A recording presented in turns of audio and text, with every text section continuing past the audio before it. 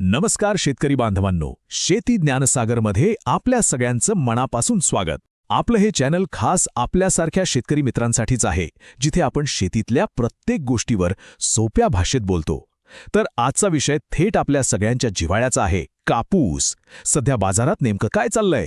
भाव वाढणार की कमी होणार? आणि सगळ्यात मोठा प्रश्न, कापूस आता विकायचा की थोडं थांबायचं? चला, आजच्या या भागात आपण याच प्रश्नाचं उत्तर शोधणार आहोत, एकदम सोप्या आणि सरळ भाषेत. आपल्या सगळ्यांच्याच मनात हा प्रश्न येतोय की कापसाचे भाव हे 7,800 ते 8,100 रुपयांच्या मध्येच का अडकून बसले आहेत? ना ते याच्या खाली जात आहेत, ना याच्या वर जायला तयार आहेत. असं नेमकं का होतंय? यामागे काय कारणं आहेत? चला तर मग एक एक करून ही सगळी कारणं समजून घेऊया. सगळ्यात आधी हे पाहूया की बाजारात सध्या चित्र काय आहे, आजचे दर काय सांगतात यावर एक नजर टाकूया. आजकाल आपण महाराष्ट्रातल्या कुठल्याही बाजारात गेलो तर कापसाला सरासरी 7,800 ते 8,100 रुपये प्रति क्विंटलचा भाव मिळतोय. भाव तसे स्थिर आहेत, म्हणजे फार मोठी चढउतार नाहीये, पण तरीही बाजारात एक प्रकारची नरमाई जाणवतीये. म्हणजे भाव एकदम मोठी उसळी घ्यायला तयार नाहीयेत, एकाच ठिकाणी थांबलेले दिसतात. मग प्रश्न हा आहे की हे भाव असे एका जागी का थांबले आहेत? यामागची मुख्य कारणं काय आहेत? चला आता आपण ही कारणं सविस्तरपणे पाहूया. यातलं पहिलं आणि सगळ्यात मोठं कारण आहे CCI, म्हणजेच भारतीय कापूस महामंडळ. आता हे CCI म्हणजे काय हे आधी सोप्या भाषेत सांगतो. समजा ही सरकारची एक मोठी संस्था आहे जी बाजारातला भाव नियंत्रणात ठेवण्याचं काम करते. म्हणजे काय तर जेव्हा बाजारात कापसाचे भाव खूप पडतात तेव्हा ही संस्था शेतकऱ्यांकडून कापूस विकत घेते आणि जेव्हा भाव खूप वाढायला लागतात तेव्हा आपल्याकडचा साठवलेला कापूस बाजारात विकायला काढते. म्हणजे ती बाजारातला एक तराजू सांभाळण्यासारखं काम करते. आणि सध्या नेमकं हेच घडतंय. CCIने काय केलंय तर आपला साठवलेला कापूस 55,000 रुपये प्रति खंडी या दराने बाजारात विकायला सुरुवात केली आहे. आता साधं गणित आहे, बाजारात जेव्हा माल जास्त येतो म्हणजे आवक वाढते तेव्हा साहजिकच भाव एका जागेवर थांबतात किंवा थोडे खाली येतात. त्यामुळेच बाजारात तेजी आलेली नाही आणि भाव स्थिर आहेत.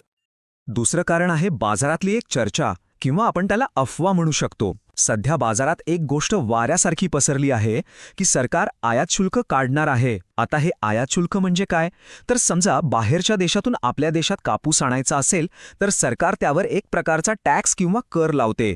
त्यामुळे काय होतं की बाहेरचा कापूस आपल्या देशात महाग विकला जातो आणि आपल्या शेतकऱ्यांच्या कापसाला चांगला भाव मिळतो. पण सरकार हा कर काढणार ही सध्या तरी निव्वळ एक अफवा आहे. यावर अजून कोणताही सरकारी निर्णय झालेला नाहीये. पण अशा चर्चांमुळे बाजारात एक संभ्रम निर्माण होतो आणि व्यापारी खरेदीसाठी थांबतात. आणि तिसरं कारण जे नेहमीच सांगितलं जातं ते म्हणजे बाहेरून येणारा कापूस. तर बघा, काही गिरण्यांना एकदम विशिष्ट प्रकारचा लांब धाग्याचा कापूस लागतो. तो आपल्याकडे कमी प्रमाणात होतो, म्हणून तो दरवर्षीच इजिप्त, ब्राझीलसारख्या देशांमधून मागवला जातो.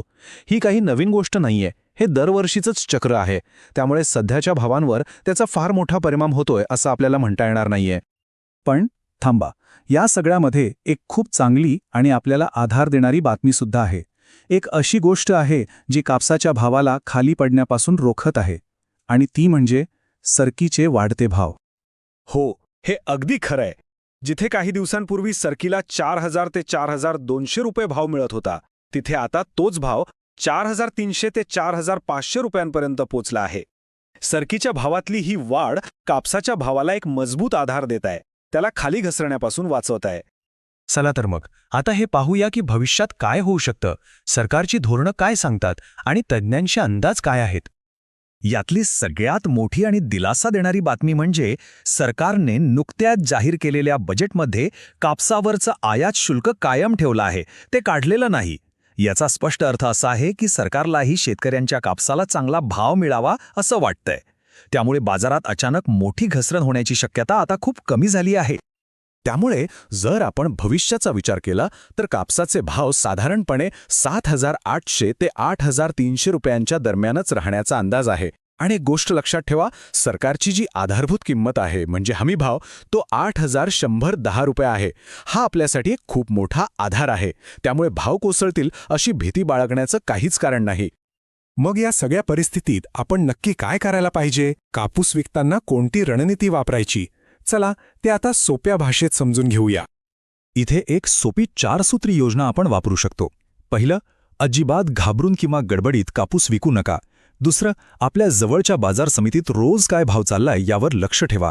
तिसरं, सगळा कापूस एकाच दिवशी विकण्याऐवजी आपल्या गरजेनुसार थोडा थोडा म्हणजे टप्प्याटप्प्याने विका. आणि चौथं, जेव्हा बाजारात भाव 8,200 रुपयांच्या वर जाईल तेव्हा विक्री करण्याचा विचार करायला काहीच हरकत नाही. असं केल्याने आपल्याला एक चांगला सरासरी भाव मिळू शकतो. चला, तर मग आज आपण काय काय पाहिलं ते एका मिनिटात आठवूया. CCIच्या विक्रीमुळे आणि काही अफवांमुळे भाव सध्या स्थिर आहेत. पण चांगली गोष्ट ही आहे की सरकीचे वाढते भाव कापसाला चांगला आधार देत आहेत. भविष्यात भाव साधारणपणे 7,800 ते 8,300च्या घरातच राहतील असा अंदाज आहे. आणि म्हणूनच घाई न करता टप्प्याटप्प्याने विक्री करणं हेच आपल्यासाठी फायद्याचं ठरेल. तर शेतकरी मित्रांनो, बाजाराची अशी योग्य आणि अचूक माहिती आपल्याकडे असली की निर्णय घेणं किती सोपं होतं, नाही का? आशा आहे की आजच्या या माहितीचा आपल्याला नक्कीच फायदा होईल. ही माहिती आपल्याला आवडली असेल तर याला लाईक करा आणि आपल्या इतर शेतकरी मित्रांपर्यंत पोहोचवण्यासाठी शेअर नक्की करा. शेती ज्ञानसागर या आपल्या चॅनलला सबस्क्राईब करायला विसरू नका. आपले काही प्रश्न असतील तर कमेंटमध्ये नक्की विचारा. पुन्हा भेटूया एका नवीन विषयासह.